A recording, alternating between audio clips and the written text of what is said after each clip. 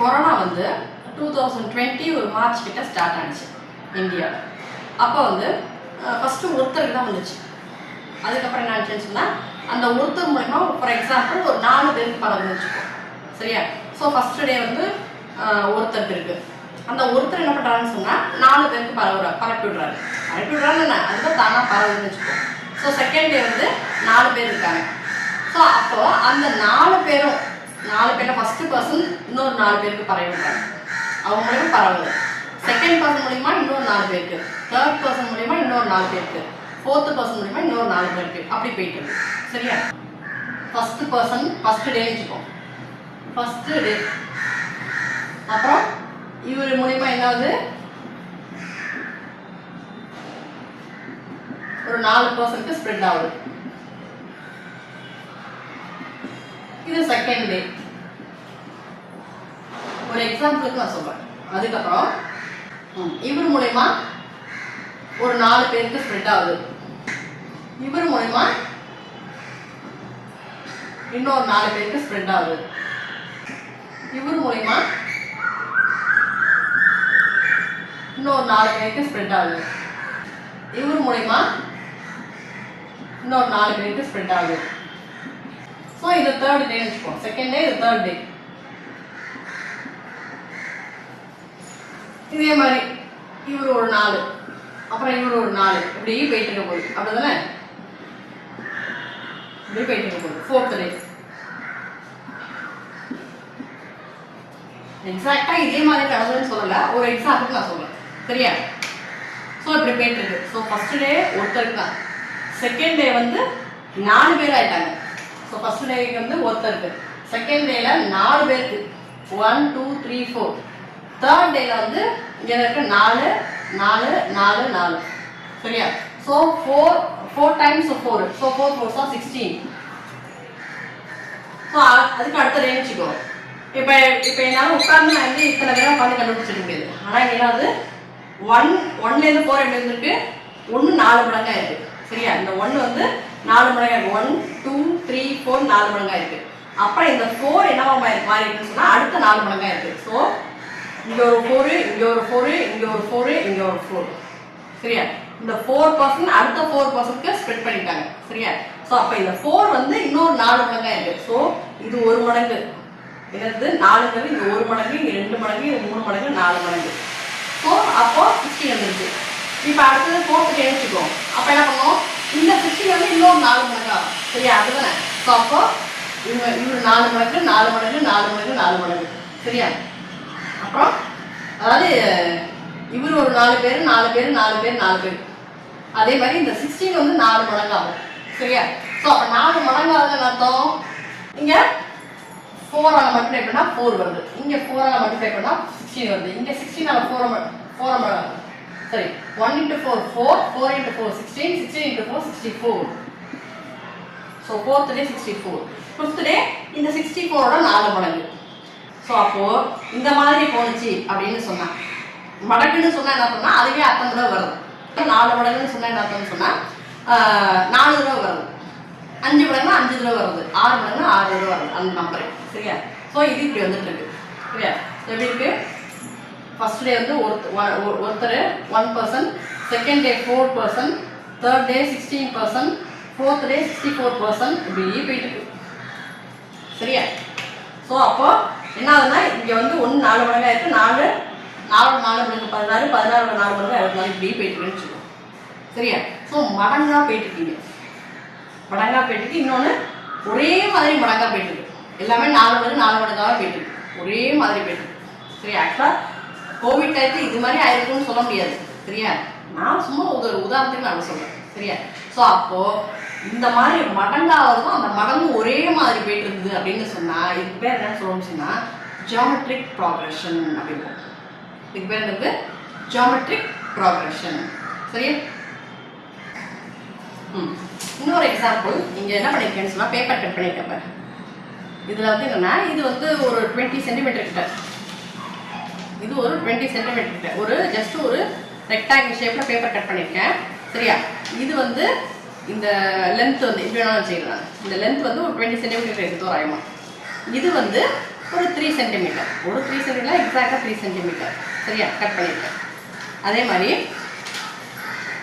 அடுத்தது அதே 20 சென்டிமீட்டர் தான். என்னது, இப்படி வச்சா ஹைட்டும் போகும், இப்படி வச்சா லென்த்து போகும். சரியா, 20 சென்டிமீட்டர் ஹைட்டு தோராயமாக. இங்கே எவ்வளோ அகலம் இருக்குன்னு சொன்னால் 6 சென்டிமீட்டர். அதுக்கப்புறம் இங்கே அதே மாதிரி 20 சென்டிமீட்டர் ஹைட்டு, அப்புறம் 12 சென்டிமீட்டர் அகலம். வித்துன்னு சொல்லலாம், இல்லை பிரெத்துன்னு சொல்லலாம். ஸோ அப்போ இதுக்கும் என்ன சம்மந்தம்னு பார்த்தா, இது 3, இது 6. சரியா, ஸோ அப்போ 3ஓட 2 மடங்கு 6. இப்போ நான் பேப்பரில் காமிச்சிட்டா இங்கே இப்படி வைக்கிறேன் நான். ஸோ இந்த பேப்பர் 3 சென்டிமீட்டர் அகலம் உள்ள பேப்பர் இங்கே வச்சுருக்கேன். எவ்வளோ இருக்குது, 3 சென்டிமீட்டர். இங்கே ஒரு 3 சென்டிமீட்டர் இருக்குது, திரும்பி இன்னொரு 3 சென்டிமீட்டர் ஆகும். சரியா, அப்போது இந்த பேப்பரை இது எப்படி வந்திருக்கு, 2 மடங்காக வந்திருக்கு. சரியா, இதோட 2 மடங்கு இந்த பேப்பர். சரியா, ஓகே. இப்போ இதை எடுத்துக்கிறேன்னு வச்சுக்கோ. இங்கே எவ்வளோ இருக்குது, 6 சென்டிமீட்டர் இருக்கா. இந்த பேப்பரோட அகலம் 6 சென்டிமீட்டர், இந்த பேப்பரோட அகலம் 12 சென்டிமீட்டர். சரியா, ஸோ அப்போ இதுக்கு எப்படி சம்மந்தம்னு சொன்னால், இங்கே வைக்கிறேன்னு வச்சுக்கோ. சரியா, இது ஒரு தடவை. சரியா, திருப்பி இங்கே ஒரு தடவை. அப்போ 2 தடவை வந்துருக்கு. இந்த பேப்பரே, இந்த சைஸில் உள்ள பேப்பரே இங்கே 2 தடவை என்னால் வைக்க முடியும். சரியா, அப்போ 2 தடவை வந்துருக்கு. சரியா, ஸோ அப்போது இதோட 2 மடங்கு இந்த பேப்பர். சரியா, ஸோ அப்போது இதோட இந்த சின்ன பேப்பர், இந்த 3 சென்டிமீட்டர் அகலம் உள்ள பேப்பரோட 2 மடங்கு இந்த 6 சென்டிமீட்டர். இந்த 6 சென்டிமீட்டர் பேப்பரோட 2 மடங்கு இந்த 12 சென்டிமீட்டர். சரியா, இன்னொரு விதமாக சொல்கிறாங்கன்னா, இந்த 3 சென்டிமீட்டர் இங்கே ஒரு தடவை வந்திருக்கு, இங்கே ஒரு தடவை வைக்கலாம், இங்கே ஒரு தடவை வைக்கலாம், இங்கே ஒரு தடவை வைக்கலாம். ஸோ 4 தடவை வைக்கலாம். ஸோ அப்போ 3 சென்டிமீட்டரோட 4 மடங்கு 12. 4 மடங்கு அந்த விஷயம் எத்தனை தடவை திருப்பி வருது, அதுதான் மடங்குங்கிறது. ஸோ 3ங்கிறது 4 தடவை வருது இல்லை. ஸோ அதுதான் மடங்குங்கிறது, 4 மடங்குங்கிறது. சரியா, ஸோ அப்போது இந்த மாதிரி இப்போ என்ன நடந்திருக்குங்க, இதோட 2 மடங்கு இது, இதோட 2 மடங்கு இது. சரியா, அப்போ என்ன ஆகும்னு சொன்னால், அடுத்தடுத்த நம்பர், அடுத்தடுத்த இங்கே சைஸ் கட் பண்ணியிருக்கேன் பேப்பர். ஸோ எப்படி இருக்குது, 2 மடங்கு 2 மடங்காக நான் கட் பண்ணியிருக்கேன். சரியா, ஸோ அப்போது ஃபஸ்ட்டு சின்ன பேப்பர் வந்து வெறும் அகலத்துக்கு தான் சொல்கிறேன். சரியா, 3 சென்டிமீட்டர் கட் பண்ணேன். சரியா, இப்படி வேணால் எழுதிப்போம், 3 சென்டிமீட்டர். அடுத்த பெரிய பேப்பரை வந்து எவ்வளோ அகலத்தை கட் பண்ணியிருக்கேன் நான், 6 சென்டிமீட்டர். அடுத்த பெரிய பேப்பர் எவ்வளோ அகலத்தை கட் பண்ணியிருக்கேன், 12 சென்டிமீட்டர். சரியா, ஸோ அப்போது இந்த 6 எப்படி இருந்ததுன்னு சொன்னால், இது 2 தடவை, இதோட 2 மடங்கு 6. இந்த 12 எப்படி வந்ததுன்னு சொன்னால், இந்த 6ஓட 2 மடங்கு 12. சரியா, 2 தடவை வந்திருக்கு, வேற ஒன்றும் கிடையாது. இந்த 3 2 தடவை வந்திருக்கு, இந்த 6 2 தடவை இங்கே வந்துருக்கு, வேற ஒன்றும் கிடையாது. அதாவது மடங்குங்கிறது. சரியா, சரி ஓகே. இப்போ ஏற்கனவே நான் சொல்லிட்டேன், ஜாமெட்ரிக் ப்ராக்ரஸ்லாம் இதான் சொல்லிட்டேன். சரியா, அப்போ ஏதோ ஒரு மடங்கு வந்து திருப்பி திருப்பி திருப்பி வந்துக்கிட்டே இருக்கும். சரியா, இங்கே 2 மடங்காக போயிட்டு இங்கே 4 மடங்காக போயிட்டு இருக்கு. சரியா, 4 மடங்கு நான் 1 வந்து 4 தடவை வந்திருக்கு, 4 தடவை வந்திருக்கு, 16 4 தடவை வந்திருக்கு, அதான் மடங்குங்கிறது. சரியா, ஸோ இந்த மாதிரி மடங்குல போயிட்டு இருந்தது அப்படின்னு சொன்னால் அதுக்கு பேர் ஜாமெட்ரிக் ப்ராக்ரஷன். அப்போ ஜாமெட்ரிக் ப்ராக்ரஷன் வந்து அதுலேயும் வந்து ஒரே மடங்காக தான் போகணும். 2 மடங்கு 4 மடங்கு 3 மடங்கு எத்தனை வேணாலும் போகலாம். சரியா, பாதியாக கூட போகலாம், இல்லை 1/3 போகலாம், எப்படி வேணாலும் போகலாம். ஆனால் ஒரே மாதிரி போகும். இந்த மாதிரி போனுச்சுன்னா அதுக்கு பேர் ஜாமெட்ரிக் ப்ராக்ரஷன். சரியா, ஸோ இதுதான் ஜாமெட்ரிக் ப்ராக்ரஷன். அதோட டெஃபினேஷன் பார்ப்போம். Definition: a geometric progression is a sequence in which each term is obtained by multiplying a fixed non-zero number. So geometric progression is a sequence. Sequence என்ன சொல்லிருக்கேன், என்னால அடுத்த number சொல்ல முடியும்னா அது ஒரு sequence. சரியா, ஓகே, அது ஒரு sequence தான். In which each term is obtained by ஒவ்வொரு டேர்மும், அதாவது இந்த டேர்ம் இந்த டேர்ம் இந்த டேர்ம், இதெல்லாம் term. First number, second number, third number, fourth number, first term, second term, third term சொல்லுவோம். அந்த ஒவ்வொரு டேர்மும் எப்படி கிடைக்கும்னு சொன்னால், obtained by multiplying a fixed non-zero number.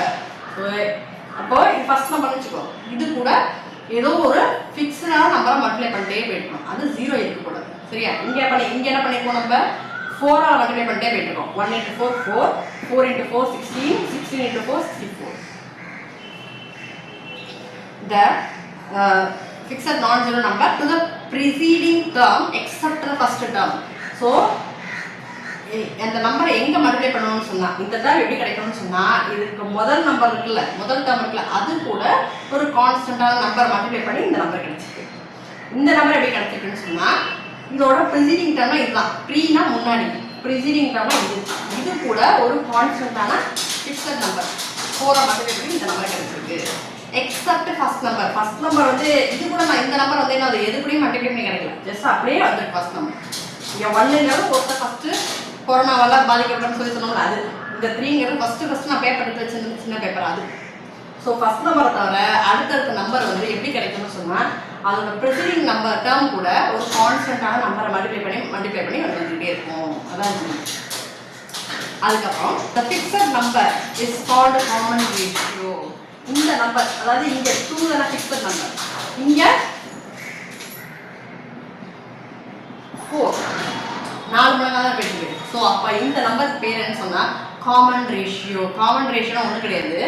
இப்போ நான் தான் சொன்னேன் மடங்கு. அதாவது இந்த 1 வந்து 4 தடவை வந்திருக்கு, இந்த 4 தடவை வந்திருக்கு, இந்த 16 4 தடவை வந்திருக்கு. ஸோ 4 தடவைங்கிறது 4 மடங்கு. சரியா? மடங்குங்கிறது தான் இங்கிலீஷில் ரேஷியோம்போம். காமன் அர்த்தம்னா ஒரே பொதுவாக எல்லாத்துக்கும் பொதுவாக 4 தான் இருக்குது. சரியா? எல்லா டேர்ம்ஸுக்கும் பொதுவாக ரேஷியோ வந்து 4 தான் இருக்குது. ஸோ அதனால அது பேர் வந்து காமன் ரேஷியோ அப்படின்பா. இந்த 4 இந்த 2 இதெல்லாம் காமன் ரேஷியோ அப்படின்பா. சரியா? The common ratio is usually denoted by R. இது எப்படி சொல்லுவோம்னு சொன்னால் Rன்னு சொல்லுவோம். இதோட R வந்து எவ்வளோன்னு சொன்னால் 4. இந்த சீக்வென்ஸ் சொல்லு R எவ்வளோன்னு சொன்னால் 2. சரியா? அடுத்தது என்ன சொல்லிட்டாங்கன்னா thus the general term or nth term of a GP is Tn is equal to AR for n minus 1. எல்லாம் புக்கில் கொடுத்துருக்காங்க. 3யா ஃபஸ்ட் பற்றி இந்த 6 எப்படி கிடைச்சிருக்கு? இந்த 3 கூட 2 மல்டிப்ளை பண்ணி வந்துருக்கு. அதாவது என்னன்னா இந்த 3யை 2 தடவை வச்சதுனால இந்த பேப்பர் வந்திருக்கு. இதோட இது வந்து இங்கே 1 டைம் இங்கே 1 டைம் 2 டைம் வந்திருக்கு. ஸோ அப்போ என்னது ரேஷியோ வந்து அதாவது மடங்கு வந்து 2 தடவை இருக்குது. சரியா? அப்போது இந்த 3 வந்து 2 மடங்காக இருக்குது. ஸோ 2 டைம்ஸ் வந்துருக்கு. ஸோ 3 × 2 வந்துருச்சா? ஃபஸ்ட்டு பேப்பரோட பிரெத் வந்து 3. செகண்ட் பேப்பரோட பிரெத் எப்படி வந்துருக்குன்னு சொன்னால் இந்த 3யே 2 டைம்ஸ் வந்துருக்கு. ஸோ 3 × 2. அதுக்கப்புறம் இந்த தேர்ட் பேப்பர் இருக்குல்ல அது 12ன்னு சொல்லிட்டேன். 12ன்னு சொன்னால் முதல்ல என்ன சொன்னேன் நான் இந்த 6 வந்து 2 டைம்ஸ் இங்கே வந்திருக்குன்னு சொன்னேன். இதையே இன்னொரு கவனம் நான் சொன்னேன். என்னது இந்த 3 எப்படி வந்திருக்கு? இங்கே வந்து இங்கே இது ஒரு 6 இது ஒரு 6 தான். ஸோ அப்போ அந்த 3 வந்து இங்கே ஒரு 2 டைம் இருக்குது, இங்கே ஒரு 2 டைம் இருக்குது. அப்போ மொத்தம் எத்தனை டைம் இருக்குது? 4 டைம் இருக்குது. சரியா? அப்போ 3 × 4. சரியா? ஸோ அப்போ 12 எப்படி இருந்தால் 3 × 4 எழுதுட்டா? ஓகே. அதே மாதிரி அடுத்த நம்பர் என்னவா இருக்கும்? 3 × என்ன வந்திருக்கும்னு சொன்னால் இங்கே 2 டைம் இங்கே 4 டைம். அடுத்தது இந்த 12ஓட 2 மடங்கு எவ்வளோ? 24. சரியா? ஸோ 24ல் 3 எத்தனை இருக்குது? 8 டைம்ஸ் இருக்குது. ஸோ அப்போ 3 × 8. ஓகேவா? ஸோ அப்போது இந்த ஃபஸ்ட் நம்பரை வச்சு என்ன சொல்லியிருக்கேன்னு சொன்னால் இந்த ரெண்டாவது பேப்பர் எப்படி கிடச்சிது, அதோட சைஸ் எப்படி கிடச்சிது, இந்த மூணாவது பேப்பரோட சைஸ் எப்படி கிடச்சிதுன்னு நான் சொல்லிட்டேன். சரியா? ஸோ அப்போ இந்த ஃபஸ்ட்டு சின்ன அதாவது இந்த ஏவை வச்சு இது 3ங்கிறது ஏன்னு வச்சுப்போம். சரியா? ஸோ அப்போது இந்த ஏ வந்து இங்கே அப்படியே இருக்குது, இங்கே 2 மடங்காக இருக்குது, இங்கே மூணாவது பேப்பரில் 4 மடங்காக இருக்குது, 4வது பேப்பரில் 8 மடங்காகும், 5வது பேப்பரில் 16 மடங்காகும் இந்த 3A. அப்படிதானே? ஸோ அதை தான் இங்கே எழுதிட்டேன். 3 × 2 3 × 4 3 × 8 போட்டேன். ஸோ 3ல என்னது? ஃபஸ்ட் நம்பருக்கு என்ன சொல்லணும்? இப்போ ஏ. அப்போ 3ங்கிறதுல ஏ போட்டுறேன். அதுக்கப்புறம் என்னது? இதோட ஆர் எவ்வளோ இருக்குது? இங்கே 2. சரியா? இங்கே 2க்கு பதில் ஆர் போட்டுக்கிட்டேன். இங்கே 4 இருக்குது.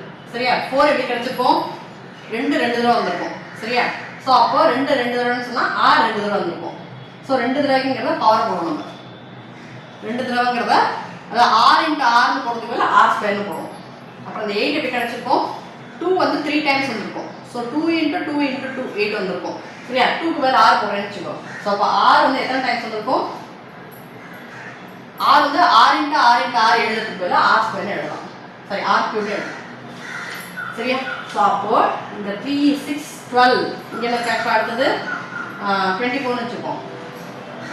அடுத்து 20% எப்படின்னு வச்சுக்கோம். ஸோ இது எப்படி மாற்றிருக்கேன் நான், இந்த ஃபர்ஸ்ட் நம்பர் 3 இருக்குல்ல அதை பேஸ் பண்ணி என்ன போட்டிருக்கேன் நான், 3 into 2 3 into 4 3 into 8னு போட்டிருக்கேன்.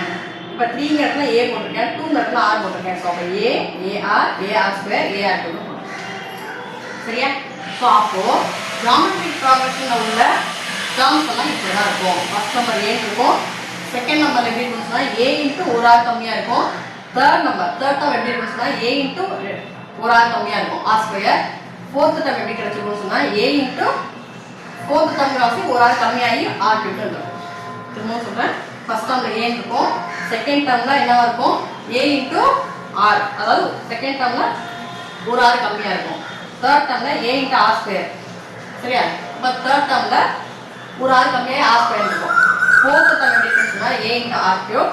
ஸோ ஃபோர்த் டேர்மில் ஒரு ஆர் கம்மியாக இருக்கும், R பவர் 4 இல்லாமல் R பவர் 3 இருக்கும். சரி, ஓகே. இப்போ nth டேர்ம் வச்சுக்கோங்க, எத்தனாவதோ நம்பர், 5ஆவது நம்பராக இருக்கலாம், 10ஆவது நம்பராக இருக்கலாம், 25ஆவது நம்பராக இருக்கலாம், எத்தனாவது நம்பர் இருக்கலாம். ஸோ அப்போ n அப்படிங்கிறப்ப எத்தனாவது நம்பர்னு சொன்னால் அப்போ எப்படி இருக்குன்னு சொன்னால் A இன்ட்டு ஆர் இந்த இடம் ஒரு ஆர் கம்மியாக இருக்கும், அப்படிதானே? ஸோ ஆர் பவர் என்னன்னு சொன்னால் அதே நம்பர், ஆனால் இதோட ஒரு ஆர் கம்மியாக இருக்கும், அப்போ n-1. ஸோ அப்போ Tn = AR பவர் n-1. எத்தனாவது நம்பரை கண்டுபிடிக்கணும்னு சொன்னால் Tn = AR பவர் n-1. சரியா? ஸோ அப்போ புக்கில் ஒரு பாக்ஸில் கொடுத்துருக்காங்க, the general term or nth term of a GP is Tn = AR power n-1. இப்படி தான் வந்து. சரியா? General term r nth term of a GP, அதாவது ஒரு ஜாமெட்ரிக் ப்ராக்ரஷனோட எத்தனாவது டேர்ம் கண்டுபிடிக்கணும்னு சொன்னால் இந்த ஃபார்முலா போகும். சரியா? அடுத்தது நோட்டில், if we consider the ratio of successive terms of a GP, then we have T2 by T1 is equal to R, அதாவது AR by A is equal to R, T3 by T2 is equal to AR square by AR is equal to R. இந்த மாதிரி கொடுத்துருக்காங்க. இதுக்கு என்ன meaning சொன்னால், thus the ratio between any two consecutive terms of the geometric progression is always constant, and that constant is the common ratio of the given progression. நான் சொன்னது தான். So அப்போ கொடுத்துருக்கிறது வந்து ஒரு ஜாமெட்ரிக் ப்ராக்ரஷன் தானா அப்படின்னு செக் பண்ணணும்னு வச்சுக்கோ. கொடுத்துருக்க சீக்வன்ஸ் வந்து ஒரு ஜாமெட்ரிக் ப்ராக்ரஷன் தானா அப்படின்னு செக் பண்ணணும்னு சொன்னால் என்ன பண்ணணும்னு சொன்னால் T2 by T1 போடணும், அதுக்கு ஒரு ஆன்சர் வரும். அப்புறம் T3 by T2 போடணும், அதுக்கு ஒரு ஆன்சர் வரும். அப்புறம் T4 by T3, இது மாதிரி ஆன்சர்லாம் சூப்பராக செக் பண்ணணும். ஸோ எல்லா ஆன்சருக்கும் எப்படி இருக்குன்னா ஒரே மாதிரி ஆன்சர் ஆகும். அந்த ஆன்சர் தான் என்னது R, அதுதான் என்னது ரேஷியோ R. சரியா?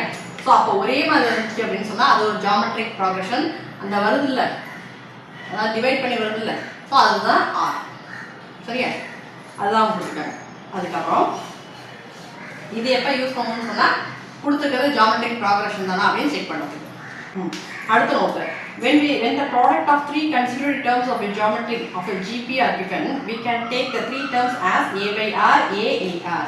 ஃபார் எக்ஸாம்பிள் உள்ள எக்ஸசைஸ் சம் போடும்போது ஒரு 3 நம்பரோட சம் வந்து ஒரு ஆன்சர் பா, 3 நம்பரோட ப்ராடக்ட் வந்து ஒரு ஆன்சர் பா, அந்த 3 நம்பர் என்ன அப்படின்னு கண்டுபிடிக்கலாம்னு வச்சுக்கோ. அப்போ என்ன பண்ணணும்னு சொன்னால் இப்படி போகணும், என்னது A by R AR இந்த ஃபார்முலாக்கு போகணும். இதையும் எடுத்துக்கலாம், ஆக்சுவலாக இதுவும் 3 நம்பர் தான், இது இருக்குன்னு வச்சுக்கோ. AR square. இப்போ இதே இருக்குன்னு வச்சுக்கோ. ஸோ அப்போ 3 6 12 இதுதான் மாற்றி எழுதிக்கும். சரியா? ஸோ அப்போது இது மாதிரி எடுத்துக்கிட்டேன்னு வச்சுக்கோ, அந்த 3 நம்பர் யாரும் கண்டே பிடிக்க முடியாது. அப்போ என்ன பண்ணணும்னு சொன்னால் இது மாதிரி எடுக்கணும். இது மாதிரி எடுக்கும்போது என்ன ஆகும்னு சொன்னால் ஆட்டோமேட்டிக்காக இந்த ஆர்லாம் கேன்சல் ஆகி ஏ கண்டுபிடிச்சிடும், அப்புறம் ஏவை யூஸ் பண்ணி ஆர் கண்டுபிடிச்சிடும். ஸோ அப்போ இதுவும் ஒரு ஜாமெட்ரிக் ப்ராக்ரஷன் தான். இது என்ன சொல்கிறது, ஏங்கிறது 3, ஏஆருங்கிறது 6. அப்போ ஏவே யாருன்னா அதுக்கு முன்னாடி ஒரு நம்பர். சரியா? ஸோ அப்போ ஏ என்ன இருக்குது 3, ஆர் என்ன இருக்கீங்க 2. சரியா? ஸோ அப்போ இதுக்கு முன்னாடி ஒரு நம்பர் என்னது ஏ பை ஆர்னா 3/2. இதுவும் ஜாமெட்ரிக் ப்ராக்ரஷன் தான் இருக்குது. சரியா? ஸோ அப்போ இதுக்கு முன்னாடி ஒரு நம்பர் தான் இது, வேறு ஒன்றும் கிடையாது. ஸோ 3/2 அந்த 1.5 1.5 3 மடங்கு 3 தடவை எழுதணும், வேறு ஒன்றும் கிடையாது. 3 மடங்கு சாரி, இது 3/2னா 1.5 2 மடங்கு. சரியா? 3 2 மடங்கு 6, அதுதான் உங்களுக்கு. ஸோ அப்போ A by R ARன்னு எடுத்துக்கிட்டா தான் என்ன ஆகும், இந்த 3 நம்பரை வேலை கண்டுபிடிக்கணும். சரியா? அடுத்தது, when the products of 4 consecutive terms are given for a GP, then we take the 4 terms as A by R cube, A by R, AR cube. Suppose 4 number கொடுத்துட்டாங்க, சரியா? அப்போ எப்படி எடுத்துக்கணும்னு சொன்னால் a by r cube a by r ar ar power 3 இப்படி எடுத்துக்கணும். சரியா? So 4 number கொடுத்துருக்காங்க, அந்த 4 நம்பரை கண்டுபிடின்னு சொன்னால் இதுக்கு போகணும். ஸோ அப்போ 4 நம்பர் கொடுத்துருந்தாங்கன்னு சொன்னால் இந்த ஃபார்முலா போகணும். 4 நம்பர் கொடுத்து கண்டுபிடின்னு சொன்னால் இதுக்கு போகணும். அடுத்தது when each term of a geometric progression is multiplied or divided by a non-zero constant, then the resulting sequence is also a geometric progression. இது ஒரு geometric progression 3 6 12 24 கான்செப்ட் அந்த பேப்பர்ல சரியா? 3 ரெண்டாவது பேப்பர்ல 2 மடங்கு இருந்தது, 6 மூணாவது பேப்பர்ல 2 மடங்கு இருந்தது. சரியா? இப்போ இந்த geometric progression ஏதோ ஒரு நம்பரால மல்டிப்ளை பண்ணியோ டிவைட் பண்ணியோ காமிக்கிறேன். அதோட ஆன்சர் என்ன வருதுன்னு பார்ப்போமா? ஸோ இப்போ இதையே மல்டிப்ளை பண்ணுறேன்னு வச்சுக்கோ. இப்போ என்ன வருது? 2 மல்டிப்ளை பண்ணுறேன்னு வச்சுக்கோ. ஸோ 3 இதை வந்து 2 மல்டிப்ளை பண்ணுவோம். ஸோ அப்போ என்ன வரும்? 3 2s are 6, அப்புறம் 6 2s are 12, அப்புறம் 12 2s are 24, 24 2s are 48. இப்படிதான் வரப்போகுது. ஸோ இந்த 3 6 12 24 இதையே 2ஆல் மல்டிப்ளை பண்ணுறேன் எல்லாத்தையும். அப்போ என்ன வருது? 3 2s are 6, 6 2s are 12, 12 2s are 24, 22 into 2 48. So இங்கே பாரு 6 12 24 48 இதுக்கு என்ன ரிலேஷன் சொன்னால் இதோட டபுள் இது, இதோட டபுள் இது, இதோட டபுள் இது, அதாவது 2 மடங்கு, இதோட 2 மடங்கு இது. இது இங்கே 12 வந்து 2 தடவை வந்திருக்கு, இந்த 24 இங்கே 2 தடவை வந்திருக்கு. ஸோ அப்போ R என்ன இருக்குங்க? 2 தான் வந்திருக்கு. அதே ரேஷியோ தான் மெயின்டைன் ஆகுது. சரியா? வந்தது நீ ஜியோமெட்ரிக் ப்ராக்ரஷன் தான் இருக்குது. சரியா? அதான் இருக்கு. அதுக்கு என்ன சொல்லியிருக்கேன்? அடுத்து என்ன சொல்லியிருக்காங்கன்னு சொன்னால் இந்த ஜியோமெட்ரிக் ப்ராக்ரஷனை 2ஆல் டிவைட் பண்ணி வச்சுக்கோ. 3/2 6/2 12/2 24/2 எதுவாக எடுத்துக்கலாம். நான் இங்கே சும்மா 2 எடுத்துருக்கேன். ஸோ அப்போ என்ன வரும்? 3/2 எவ்வளோ வரும்? 1.5. சரியா? ஸோ 1.5 6/2 3, 12/2 6, 24/2 12. சரியா?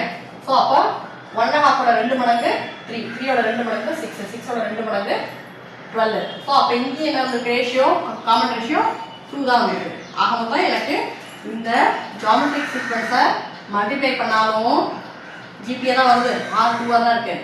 இதை டிவைட் பண்ணாலும் ஜிபிஏ தான் வந்திருக்கு, R 2ஆக தான் இருக்குது. அதான் சொல்லியிருக்கேன். சரியா? ஸோ என்ன பண்ணாலும் ஆன்சர் மாறப்போகிறது இல்லை. அதான் இருக்குமே. சரியா? இந்த 3 நம்பரும் ஜியோமெட்ரிக் ப்ராக்ரஷன் தான் இருக்கா அப்படின்னு செக் பண்ணணும்னு வச்சுக்கோ. என்ன பண்ணணும்னு சொன்னால் B² = AC இதுதான் கண்டிஷன். கொடுத்துருக்க 3 நம்பரும் ஜியோமெட்ரிக் ப்ராக்ரஷன் தான் இருக்குது அப்படின்னு சொன்னால் இதுதான் ஃபார்முலா. செக் பண்ணுவோமா? ஸோ அப்போ B² இது A, இது B, இது Cன்னு வச்சுப்போம். ஸோ B² எவ்வளோ? 6² = A னா 3, C னா 12 போடுவோமா? 6² 36, 3 12s are 36. ஸோ அப்படி அப்படின்னு அர்த்தம் 36 = 36 கரெக்டாக ஈக்குவல் அர்த்தம் ரெண்டும் ஒன்று தான். அதே மாதிரி தான் இங்கே இருக்குது. ஸோ அப்போ இது ரெண்டும் சேம்னு சொன்னால் அப்போ இது ரெண்டும் சேம். சரியா? ஸோ அப்போ B² = AC. ஸோ அப்படின்னு அர்த்தம் இப்போ ஆக்சுவலாக இது வந்து ஜியோமெட்ரிக் ப்ராக்ரஷன் இருக்குது. ஸோ இந்த கண்டிஷன் சாட்டிஸ்ஃபை ஆகுது. சரியா? ஸோ அப்போ இப்போ நான் இன்னொரு நம்பர் நான் வேறு நம்பர் தர நம்பர் ஃபார் எக்ஸாம்பிள் 3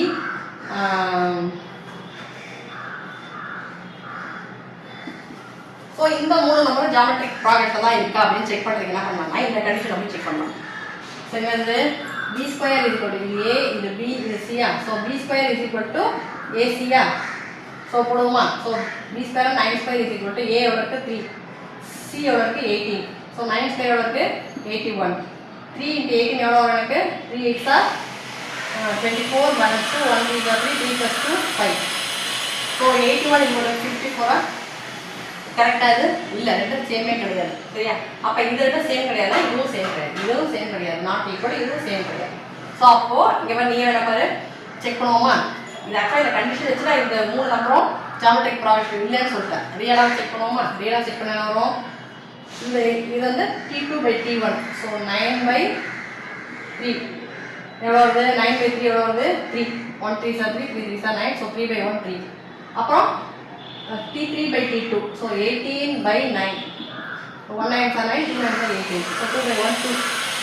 ஸோ அப்போ ரேஷியோ இங்கே 3 மடங்காக இருக்குது, இங்கே 2 மடங்காக இருக்குது. ஸோ அப்போ எல்லாத்துக்கும் காமனாக ஒரே மாதிரி இல்லை. சரியா? ஸோ அப்போ ரேஷியோ சேமாக இல்லை. ஸோ இது ஜிபி கிடையாது. சரியா? இப்படி செக் பண்ணி சொல்கிறது. சரியா? 3 நம்பர் வந்து ஜியோமெட்ரிக் ப்ராக்ரஷன் தான் இருக்குது அப்படின்னு சொன்னால் இந்த கண்டிஷன் யூஸ் பண்ணலாம். B² = AC. சரியா? ஸோ அப்போது இந்த எக்ஸசைஸில் எந்தெந்த இடத்துல எந்தெந்த ஃபார்முலா யூஸ் பண்ணணும்னு சொன்னால், இப்போது குறிப்பிட்டு அதாவது ஜெனரலாக வந்து ஒரு ஜாமெட்ரிக் ப்ராக்ரஷனை கொண்டு வா, அதாவது ஒரு ஃபர்ஸ்ட் நம்பரையும் ரேஷியோவும் கொடுத்துட்டு ஜாமெட்ரிக் ப்ராக்ரஷன் என்ன அப்படின்னு கேட்டாங்கன்னா இந்த ஃபார்முலா யூஸ் பண்ணணும். சரியா? A r square a r cube. இப்போ எப்படி வந்து நான் சொல்லி காமிச்சேன். சரியா? இது எப்போ யூஸ் பண்ணணும்னு சொன்னால் ஒரு ஜாமெட்ரிக் ப்ராக்ரஷன் கொண்டு வா அப்படின்னு சொன்னால் இதை யூஸ் பண்ணணும். அதுக்கப்புறம் குறிப்பிட்டு ஏதாவது நம்பர் கண்டுபிடி இந்த ஜாமெட்ரிக் ப்ராக்ரஷன் அப்படின்னு சொல்லி இந்த ஃபார்முலா யூஸ் பண்ணணும். Tn = AR/n-1. அதுக்கப்புறம் இந்த ஏதோ ஒரு சீக்வன்ஸ் கொடுத்துருக்காங்க, அந்த ஜாமெட்ரிக் ப்ராக்ரஷன் தானா அப்படின்னு செக் பண்ணுறதுக்கு இந்த கண்டிஷன் யூஸ் பண்ணிக்கலாம். T2/T1, T3/T2, T4/T3. At least 2 check பண்ணால் கூட போதும். சரியா? ஸோ 2 செக் பண்ணி ஒரே ஆன்சராக வரணும். இல்லை எனக்கு வந்து 2 கரெக்டாக இருக்குது, அதான் ஃபஸ்ட்டு 2-3 டேர்ம்ஸ் கரெக்டாக இருக்குது, அதுக்கப்புறம் டவுட்டாக இருக்குன்னா அந்த டேர்ம் மட்டும் செக் பண்ணிக்கலாம். சரியா? அப்போ எல்லாத்துக்கும் ஒரே மாதிரி ரேஷியோவை தான் செக் பண்ணணும். இது வந்துச்சுன்னா அது ஜாமெட்ரிக் ப்ராக்ரஷன். அப்போது கொடுத்துருக்க ஜாமெட்ரிக் ப்ராக்ரஷன் அப்படின்னு செக் பண்ணுறதுக்கு இந்த ஃபார்முலா போகணும். சரியா? அதுக்கப்புறம் ஜாமெட்ரிக் ப்ராக்ரஷன் இருப்பா ஒரு 3 நம்பர், அந்த 3 நம்பர் கண்டுபிடின்னு சொன்னால் இந்த ஃபார்முலா போகணும். A/R, AAR. ஸோ இது ரேஷியோ R. அப்புறம் ஒரு 4 நம்பர் கொடுத்துட்டு அது வந்து ஜாமெட்ரிக் ப்ராக்ரஷன் இருக்குது, அந்த 4 நம்பரை கண்டுபிடின்னு சொன்னால் A/R3, A/R, AR, AR3 இந்த ஃபார்முலா போகணும். அதுக்கப்புறம் 3 நம்பர் ஜாமெட்ரிக் ப்ராக்ரஷன் இருக்குது அப்படின்னு சொல்கிறாங்கன்னா இந்த கண்டிஷன் சாட்டிஸ்ஃபை ஆகணும். B² = AC. சரியா? அப்படின்னா நடுவில் நம்பரை ஸ்கொயர் பண்ணிவிட்டு அது வர ஆன்சர் எதுக்கு ஈக்குவலாக இருக்குன்னா அதுக்கு முன்னாடியும் பின்னாடி நம்பர் இருக்குல்ல அந்த 2 நம்பரோட ப்ராடக்ட்டுக்கு ஈக்குவலாக இருக்கும். இந்த கண்டிஷன் சாட்டிஸ்ஃபை பண்ணணும். சரியா? அப்படி பண்ணிச்சுன்னா அந்த 3 நம்பரும் ஜாமெட்ரிக் ப்ராக்ரஷன் இருக்குது. ஸோ இந்த ஃபார்முலாஸ் தான் நம்ம யூஸ் பண்ணுவோம் உள்ள எக்ஸசைஸ். சரியா? ஸோ இவ்வளோ தான் ஜாமெட்ரிக் ப்ராக்ரஷனோட இன்ட்ரோடக்ஷன்.